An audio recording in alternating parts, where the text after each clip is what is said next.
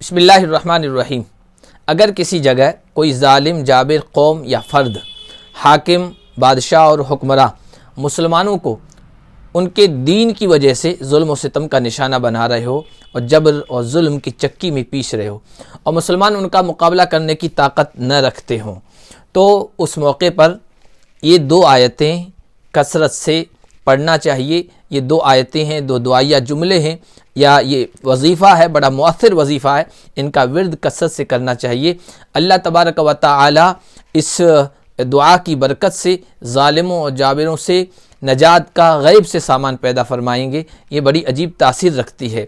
یہ دراصل دعائیہ جملے ہیں حضرت موسیٰ علیہ السلام پر ایمان لانے والے ان نوجوانوں کے، جنہوں نے فرعون کے ظلم سے نجات کے لیے اللہ تعالیٰ سے درخواست کی تھی، دعا مانگی تھی۔ ربنا لا تجعلنا فتنة للقوم الظالمین ونجنا برحمتک من القوم الکافرین۔